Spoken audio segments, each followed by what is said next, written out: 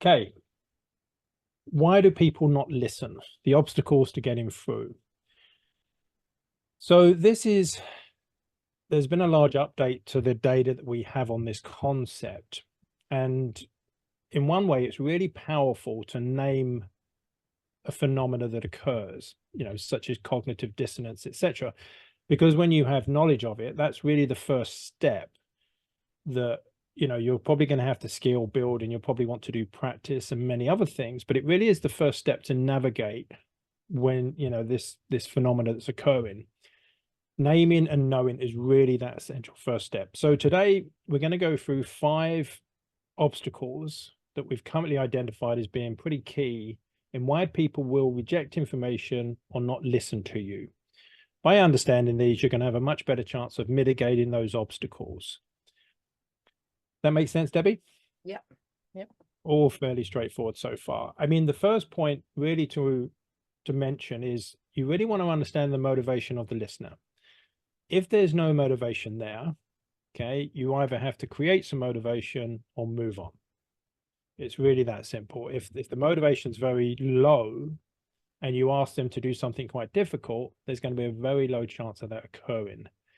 If you would have watched the propaganda, as many people would have seen much of it over the last 4 years, so much of the propaganda was aimed at motivating someone and using the many things to motivate someone. So safety is a big motivator, being part of groups is a big motivator, having control over your own autonomy is a big motivator.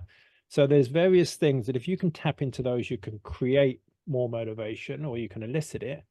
It's not the focus of today, but I think it's really worth mentioning that if you're spending a lot of time talking to someone that has no interest in what you're talking about, then it might be better to move somewhere else. And what will happen, that a lot of people will jump on later when there's a big swell, because you get a lot of people just following the herd. So then that's a key point. Next thing is really to understand this. This is a very powerful quote from this book that's very useful. Now, there's a whole range of books that I will recommend for people, but I always need to use a proviso, which is nearly every one of these books, I believe, has some false assumptions in there. So nearly all of these books assume that governments and corporations are going to use this knowledge for the benefit of mankind. I think just pick up a history book and you'll realize that probably isn't true. And they use vaccination and various other things as an ironclad example of, if you don't believe this, you're crazy. Well, what they do is up front is they will condition you to believe that something is sort of unquestionably good. And I think people working for these organizations, like the Nudge Unit, originally they do something about, well, 97% of people pay their taxes on time. And you think, oh, really? Perhaps that's the right thing to do. So that's a little nudge. But then when they're promoting, 90+% of people have had their vaccines, or millions have had their vaccines, it's that social proof, isn't it, that then people sat at home thinking, oh, that's what I'm supposed to do to fit in, as we're social creatures. And it's such a big, powerful effect.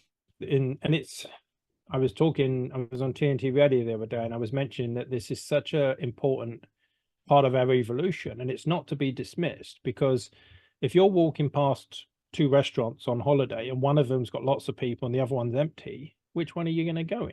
You're going to go in the one with people, or if you new to an area and you don't know what the weather's like and you look outside and everyone's wearing a big coat, you think, oh, maybe I need a big coat. So there's a lot of good information to be gained from the herd if the herd is informed correctly.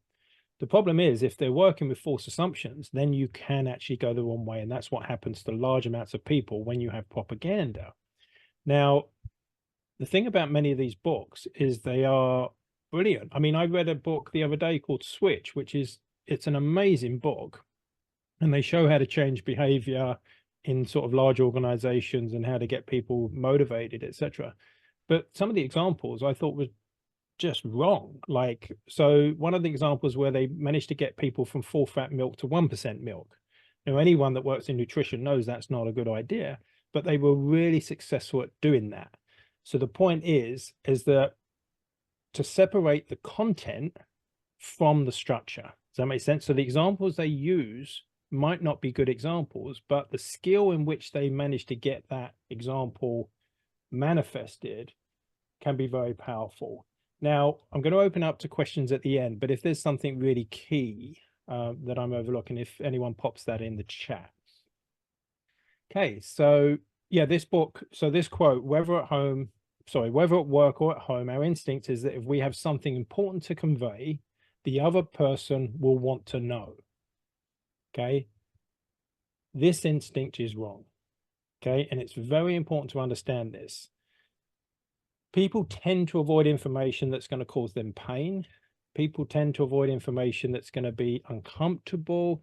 So you've got all these reasons why people do not want to listen to you. And we're going to go through tonight some 5 really key reasons why someone won't listen to you. But it's really important to understand that this instinct is totally wrong. And so many corporations have managed to get around this now, such as Virgin, for instance. No one was listening to the in-flight safety message. They then did a lot of research understanding what makes people listen, and then they changed the complete message. And then not only did people listen, they had 6 million views on a YouTube channel, which is crazy. So the way the information is presented tends to be more important than the information that you're presenting. So it's really important to have that as a understanding point. I think I've got an example of this. Is if you've studied nutrition and you find out somebody close has got cancer, and you try to tell them, oh, why don't you try this, this, and this? Most of the time they'll say no, because the conditioning of the doctor knows best, and you have no qualifications, when actually some of the knowledge would actually help them more. Because doctors don't have any training in nutrition, or very little, and so that you want to share that information that can help them, but they're like, oh, okay, and they just, doctor, yes, thank you. And that's the authority.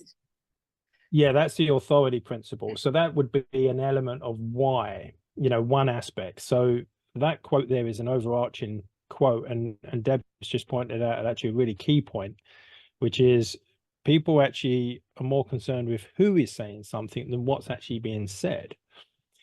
And in fact, we'll get onto that in just a moment. So this is a concept really to bear in mind when you're talking to someone. It's force versus obstacles. And the metaphor for that would be the gas versus the parking brake. Now, human nature is to hit the gas more when we're not moving, okay, to get more facts. And I was talking to someone in Geneva, and this person was very prominent in the truth movement, has huge amounts of resources and knowledge. And I was saying, look, if you got 1,000 facts, but you haven't managed to convince someone, would 1,100 make any difference? Would 1,200 make any difference? It doesn't matter. If you can't get a single fact to land, it doesn't matter how many facts. Now, having good facts and having a number of them is important. But the key point here is the parking brake. It's the obstacles. And if you don't get the obstacles out of the way, you don't navigate them, it really doesn't matter how convincing your argument is. You could have, a database of absolutely incredible information and data that people need. But if you can't convey that to the person and navigate the obstacles or remove them, it really will have no effect. So the metaphor we like to use. David, that I didn't really understand the gas versus parking brake bit back there. I'm not quite sure. Yeah, so basically, if you're in a car and it's not moving, people hit the gas, the accelerator, but they continue to hit it more. But if you've got the parking brake on, it doesn't matter how much you hit the gas, you're not going to move. Okay, that makes sense. Yeah. So it's really the manifestation of the force. You're pushing against a door. Okay, now you want the door to open, but if the door's locked, it doesn't matter how much you push against that door.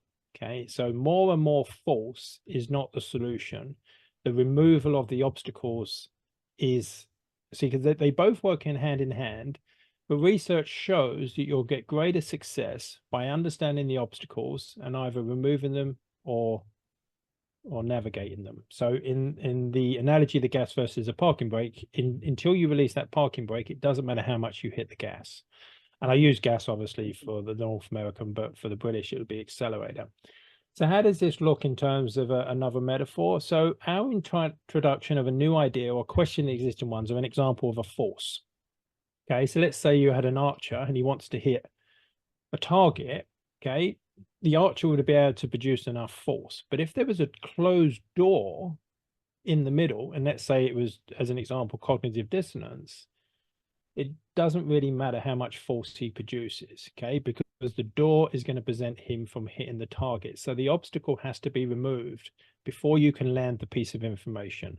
So it's just a very useful metaphor, and it's one that I have in my mind all the time whenever I'm talking to someone, is, am I banging up against resistance? Okay, because you get to the point where you understand this and you've practiced it enough that a conversation will go really smoothly. And at the point where you'll just feel some resistance, and then you just need to ask yourself, why is that person resisted? What did I say? Because the tendency, and it's not a useful tendency, is to say, oh, the other person's not open-minded, or they're silly, or they're not listening, or whatever it is. But that really gives our power away. We want to bring the power back. And in NLP, we have a saying that says, the meaning of the communication is the response that you get. Okay, really important. The meaning of the communication is the response you get. So if someone gets angry, okay, the question is, what caused that anger? And it's probably something we said. Okay, if you want to create anger, then feel free, because everyone's free to, you know, choose how they express themselves, in my opinion, as long as it's not, you know, harming anyone.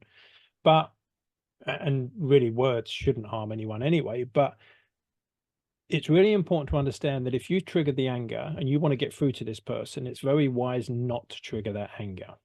And to not be angry yourself. It's the state. I was just thinking of the one study where the school teachers, they were drawn out of a hat and they were told this term they were going to be teaching geniuses, but actually the kids were not geniuses at all. They were actually bottom.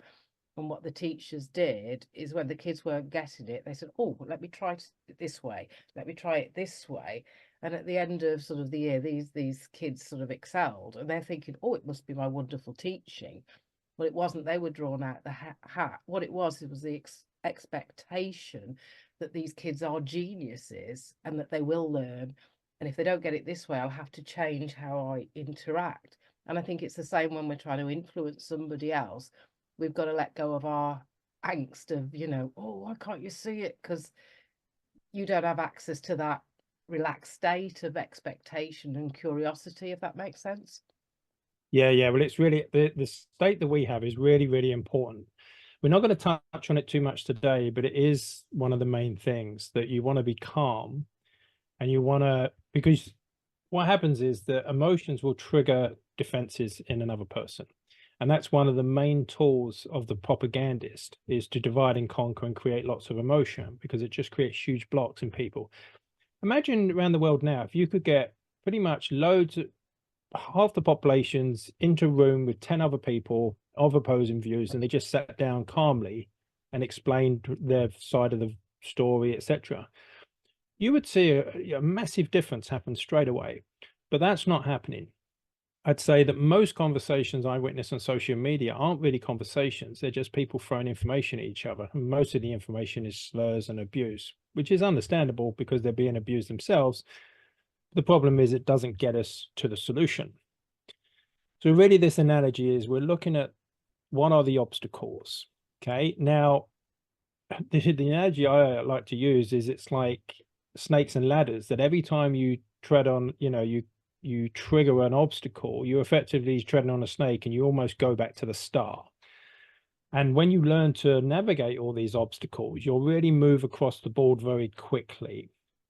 Okay, so I'm just going to skip that slide. So the first one, Debs, is probably the most important in my view, you know, alongside triggering someone's defenses. They tend to be quite similar in that it's identity and in-group, out-group bias. Now, what do we mean by this? If you have two people that have completely opposing views, what happens is that they will dismiss all information from the other group.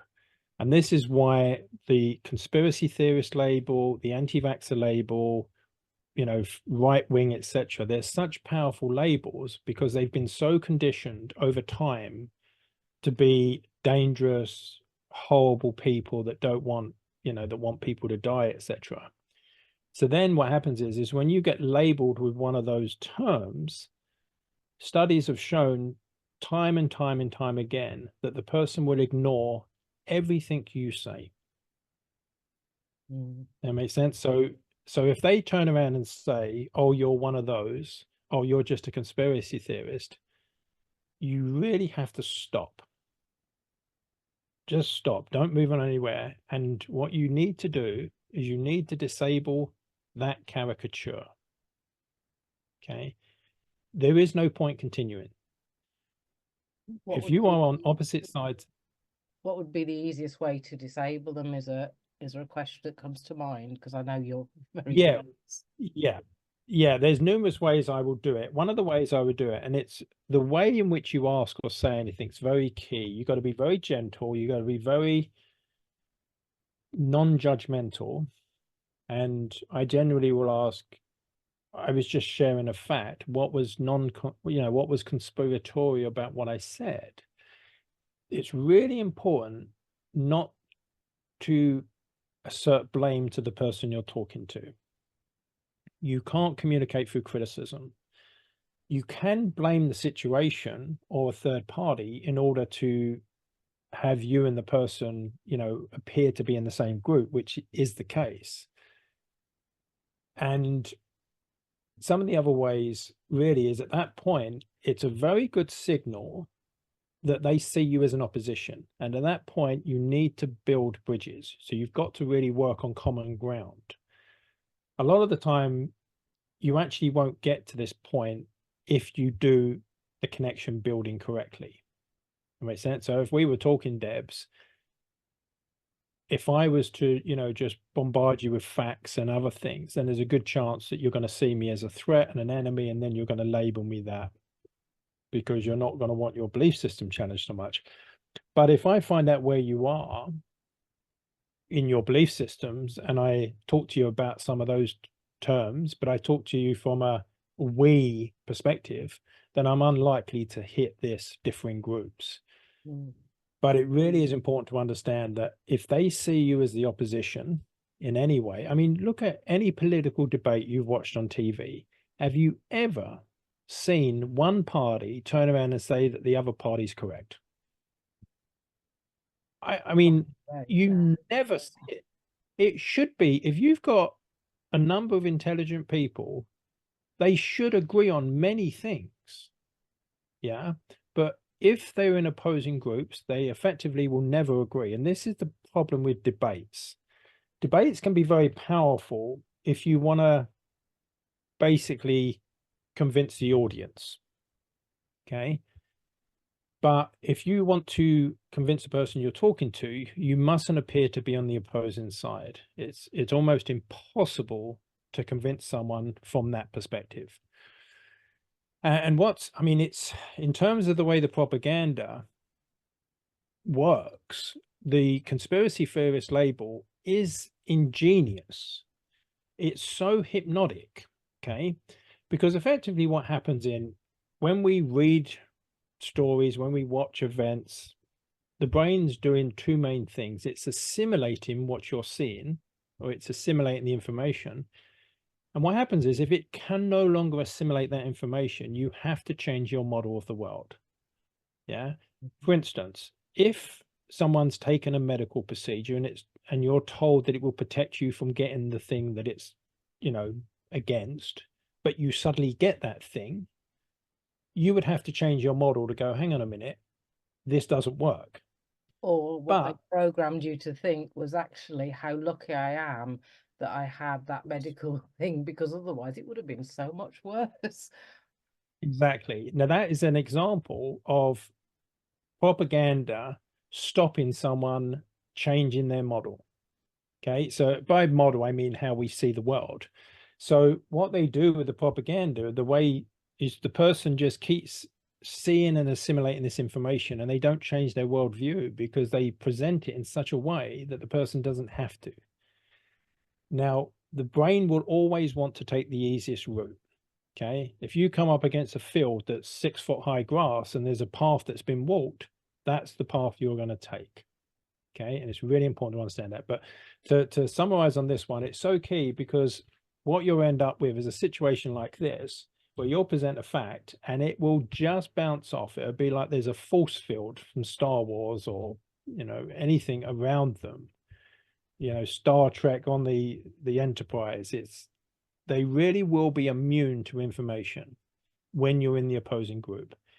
So this leads you to really think about how you set up the conversation, how people perceive you, and therefore some of the other obstacles we're going to talk about will show you how you may get classified into one of those. Oh, you're not one of those, are you? And obviously the media did a fantastic job of saying anyone that questions anything is a conspiracy theorist. It's like, hang on a minute, it doesn't make any sense. Like, so I can't ask a question anymore if I do. So it's very, very powerful. And it also leads to this thing called the polarity of beliefs, which is when you present information to the person, if he has coded you, or he or she has coded you as in the opposition group, they actually believe what they currently believe even more. It actually leads them to dig their heels in, okay, which is quite a startling phenomenon. Okay, so the next one, reactants. Again, one of those complex words, but it's really, really simple. Reactants is just the pushy salesman. So if we have Jane and Joe here, Jane doesn't believe anything about the narrative. Joe completely believes it. So these are two fictional characters in opposing viewpoints. So if Jane turns around and says, you must watch this 4-hour documentary, you need to know it, you must watch it now. Okay. What do you think the answer is going to be? It's going to be, don't tell me what to do. So if you imagine Joe and the same, just do as you told and follow the science. Right. What's your reaction to that? It's like, don't tell me what to do. Okay. So reactance is being triggered all the time, and it's effectively the pushy salesman.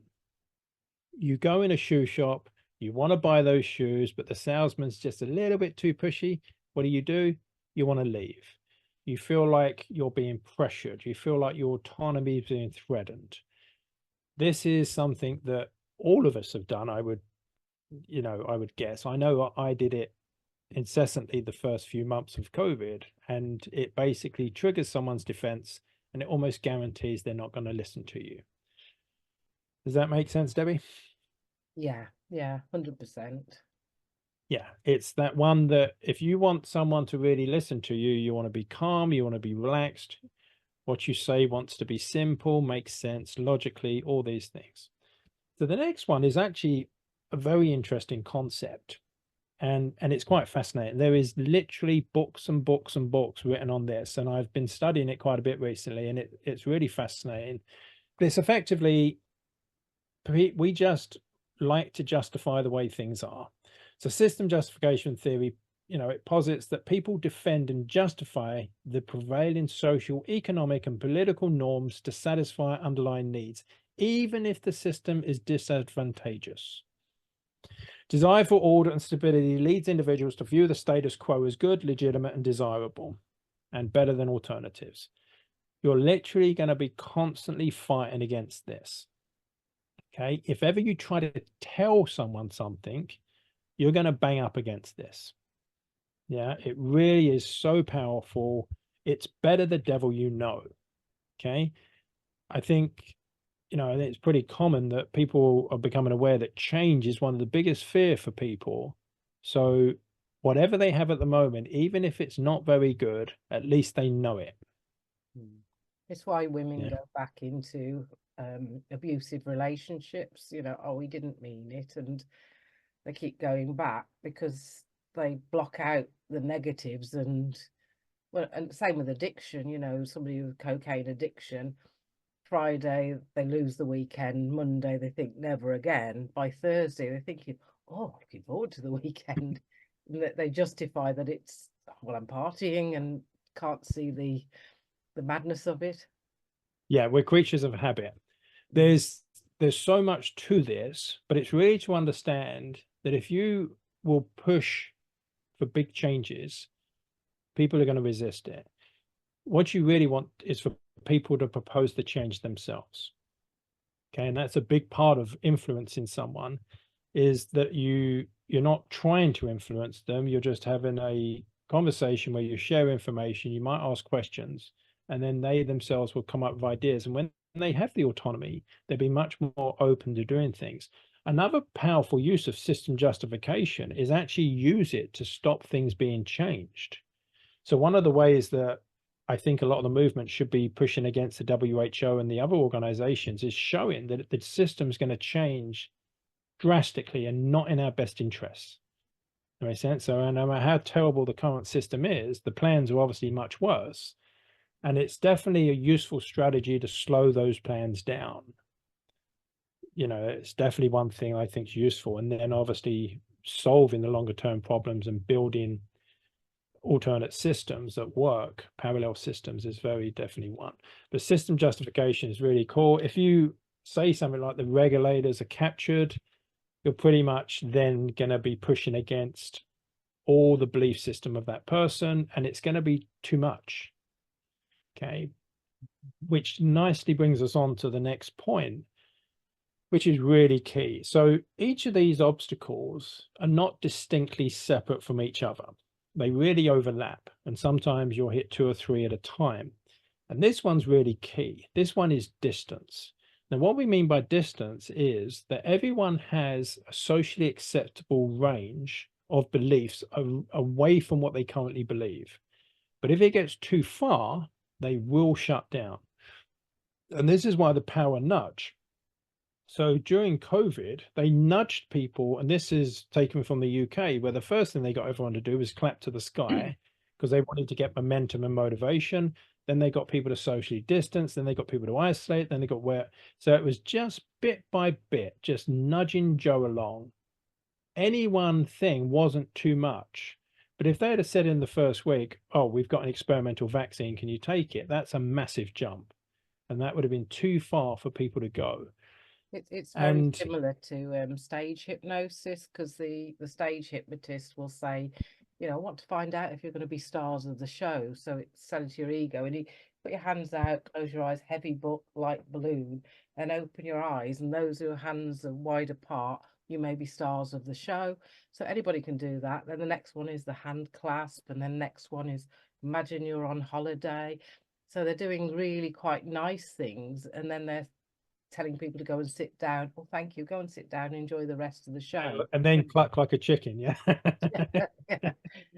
That's usually the second half. After you said yes, yes, yes, yes, yes, you're more likely to say yes, yes, yes to the next thing. So yeah, it's very powerful. I actually was doing a presentation a few weeks ago to a group of entrepreneurs, and they had a magician on after our presentation. And the magician was a very famous one in his area, apparently. And he was told to show us some of the tricks. And that's what he did divulge. So he got a few people on stage, and what he would do is, oh, can you just move to the left a little bit? No, just come forward a little bit. And he said, the only reason I'm doing that is that I'm given a command and then the person's following the command. Once they get used to following the command, they become so sort of just so compliant. So what you have is, all through the pandemic, it was, you know, motivating people that they had to, you know, not kill granny. And then it was giving them loads and loads of little compliance step by step to take them, and obviously into then taking a experimental procedure, and not just taking, but making videos about it and then showing off about it and then saying anyone's crazy if they didn't. Yeah, and I wear my mask to protect you. You know, they don't realize on repetition, you kind of parrot the words out, and you don't even see it. You feel like it's your own language. Yeah. Now, what's really fascinating is you do not watch the news. You'll be quite startled at the distance that someone has moved. And this is what happens. So people are literally watching the news, and it's gradual, this gradual conditioning. And then they end up at a belief system where, you know, a woman can have a man's genitalia, any sort of just far out belief system. But because you haven't been there for the nudge, nudge, nudge, nudge, nudge, it looks crazy. But to them, humor's very good to break that spell, I saw something yesterday, and it was this chart, and it went all the way there, and then it suddenly went up, and it said the rise of testicular cancer in women's athletes, and it was just this big line of, just made me laugh. And I think humor sometimes it does, it Yeah, it can breaks be apart. it can be yeah, it can be very powerful. Now, there was a survey done in December 2019 in the UK, and it was a large survey, and a large number of the people surveyed said they would not take a vaccine. Okay. 15 months later, they had managed to flip 86% of those people, which is a startling number. Someone started out and saying, no, I definitely wouldn't take this. And then that's the power of propaganda, to be able to change over 4/5 of the people. They wore people down, didn't they? And you know, a lot of people say, oh, well, I desperately need a holiday. If that's all I've got to do to escape, then just give it me, and I'm going to go on a holiday. And so there was all the rewards as well, wasn't there? To Yes. Yeah. So what you've got is people have a zone of acceptance. It's really important to know this zone of acceptance, because if you go outside the zone of acceptance, guess what you're going to be called, Deb? Well, conspiracy theorist. They are labels that you've gone off piste. You've just gone just outside what that person can believe. Yeah. It's really, really important that, and I literally never get called it anymore, because I never really tell anything to someone that I believe that they're not going to believe. So if it contradicts with what they currently believe, there's no point telling them. If it's also too far away from their belief system, there's also no point in telling them. So yes, you've got to use truth. Yes, you've got to find a way of getting the information in, but it's basically, you've got to find an on-ramp. So the distance is very, very key. So if Jane said science has been corrupted, some say it's dead and cannot be trusted, that's probably too much for most people to take. Okay. Because so much propaganda. You watch all the movies, right, for the last 20 years, and you watch how much science has been trumped up. Yeah. From The Martian to many other movies, everything is like science is the new religion. Now, if you try to move someone too far, they're going to shut down. That's just going to be very clear. Okay. Different people have different zones. Okay. And you only know by talking to that person. But when trying to change minds, if the idea proposal is too distant from where the people currently are, it actually increases opposition, and it makes them less likely to accept any information. Really, really important to know where people are.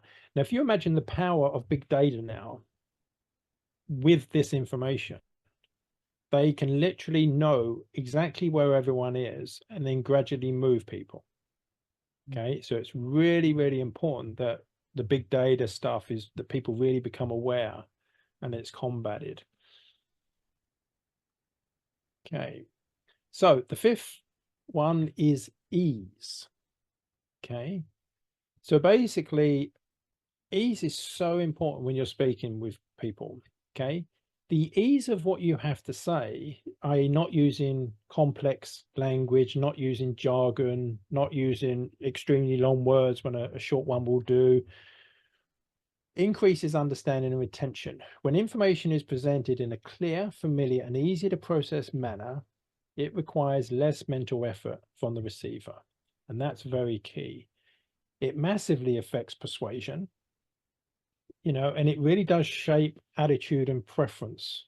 Yeah, just the mere exposure effect. So you look at most of the messages from the governments around the world, they were like aimed at a 5-year-old, weren't they? Yeah. They were simple, concise. I mean, you watch, is it Camilla Harris? Have you seen any of her speeches? It's literally like she's talking to a toddler.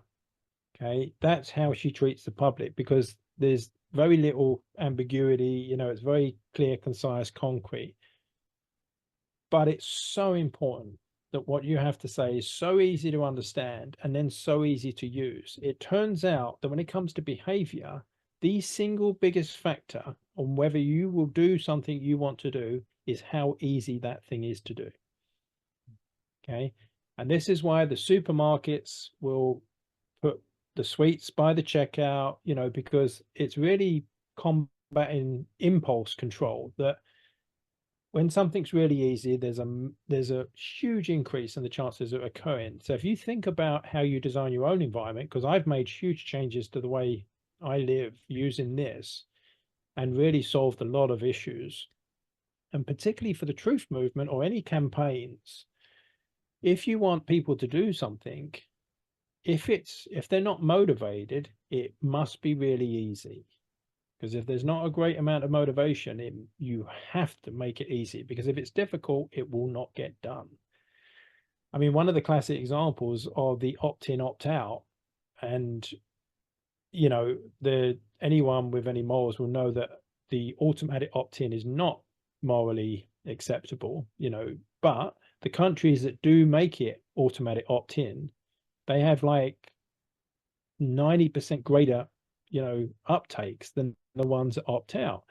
And as Zoe Chance talks in her presentation, she says, well, what could be easier than checking a box? Not checking a box. Okay, it's the only thing easier.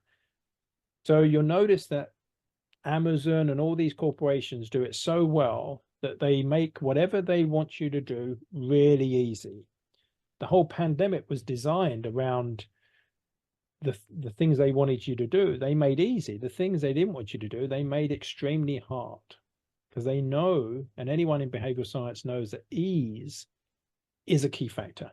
So if you want someone to get a piece of information, make it as easy as possible for them to watch, read, listen, whatever it is, very short as possible. And Debs, we've talked about this, and most of people's attention span is a minute.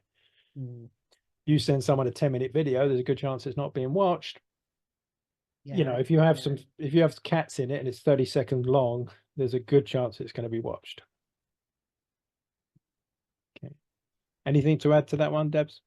No, I was just thinking of ease. I've been writing an article Anthony wanted me to write, and I'm looking at like because we've got the coming elections in the UK, and a lot of the awake movement of, you know, I don't think they can see it, that they've been conditioned to think, well, you know, if I'm voting, if it made a difference, they wouldn't let us do it.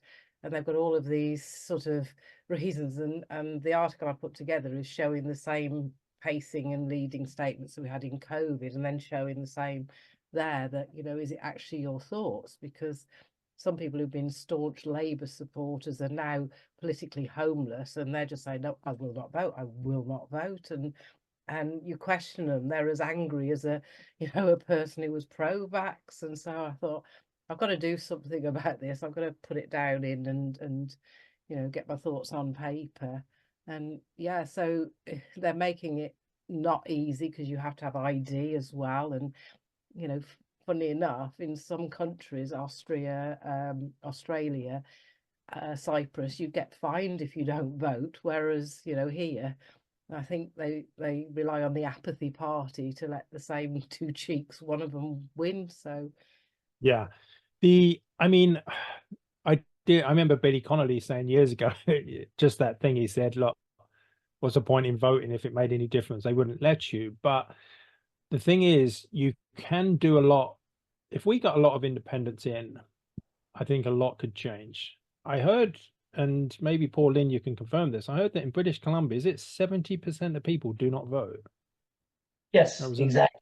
Yeah, 60 or 70%. We're down to 40% voting now in British Columbia, which is abysmal. So that's a big question too. How do we motivate people to vote, David?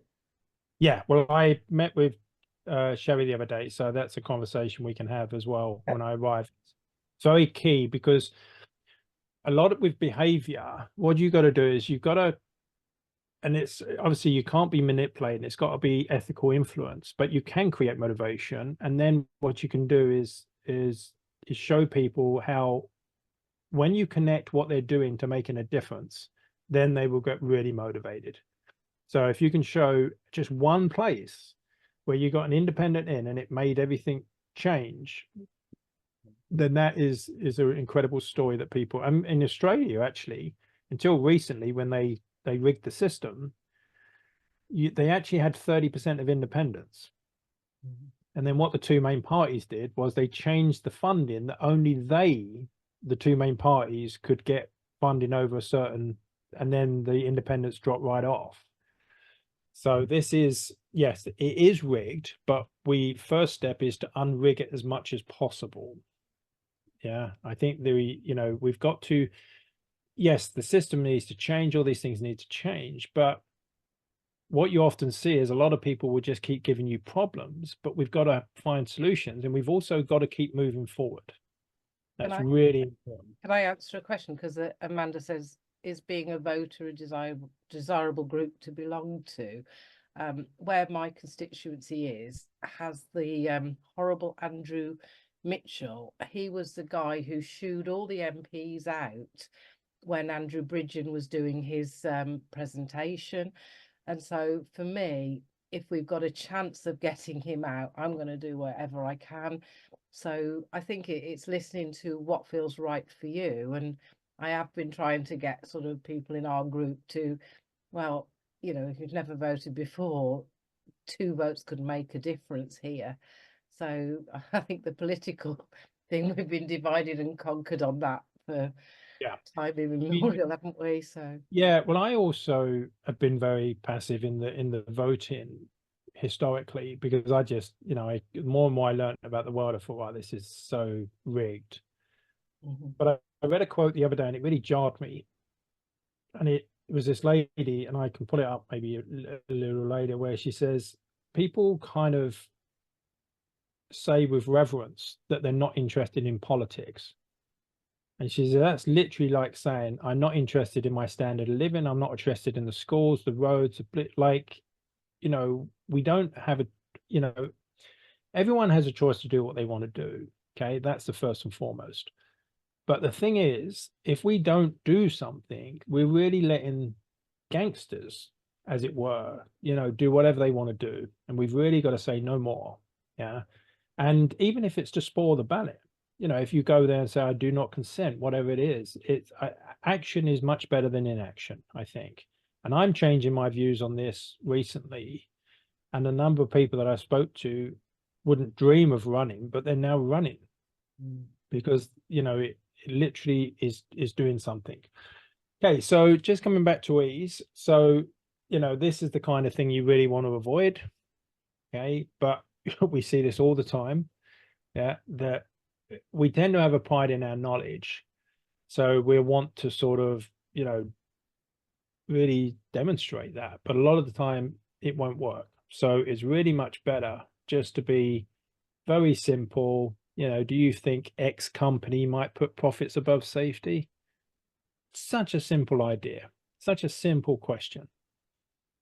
But it's one of those elusive, obvious questions. Okay. Whenever I ask that question to the bro vaccine, rabid lot on Twitter, they never want to answer it. And when they do answer it, they never want to continue the conversation because it's too problematic for them. Okay. Because a lot of companies do put profits above safety. Okay. And yet they constantly tell us that safety is their number one. It's not, because they're constantly getting fined for doing just the opposite. So something like that is just very simple. Obviously, you want to have a decent rapport with the person. So you want to, to make it easy, stories, metaphors, examples, simple questions, all of these things can be just really good ways of conveying a simple message. And it makes it so much easier for the person to absorb it.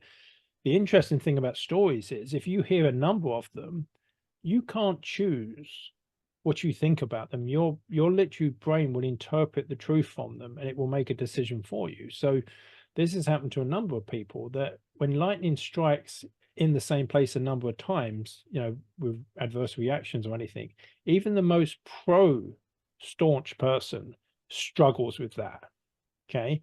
Because they can't deny what they're seeing. Okay. They can, when you tell them about numbers, they can deny it because they're not experiencing it. And that's one of the main things, is when someone experiences something, it's very different from being told it. Okay. Very, very different.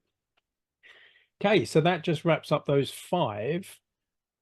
So maybe if I just quickly run through those again, because I had hoped to put a summary in. So we had number one, if they basically think you're on the opposing side, they're not going to listen to anything you say. So you've got to stop there and you've got to build the bridges. It's much easier to not fall into that camp in the first place. Okay. Number two, reactants. If you're too pushy, the person will shut down. Okay. Number three, system justification. If ever people, you know, they're going to go with the better the devil they know. So really don't introduce too many things at once. Be very wary of when you push against their justifying the current system.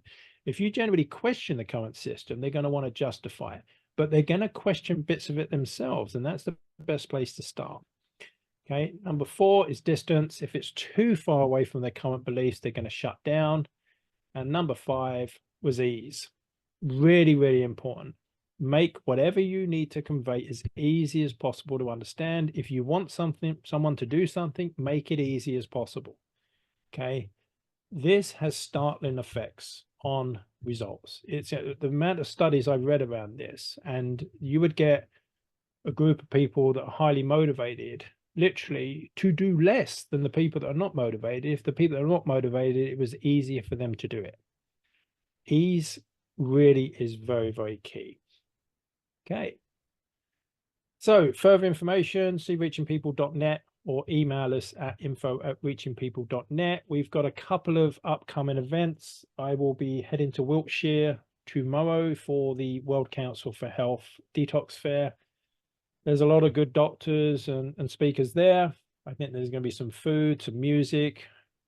So you got Mark Devlin on the Friday night and Danny Ramplin on the Saturday night. Danny Ramplin, for any of those people that used to go to house clubs in the UK, like myself, he was a popular DJ and still is, and he's a really outspoken in the truth movement.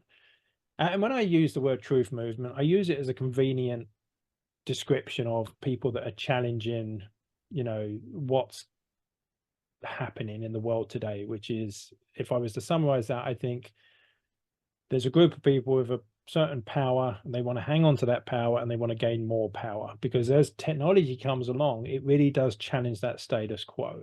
Yeah. And technology can free a lot of people from a lot of things.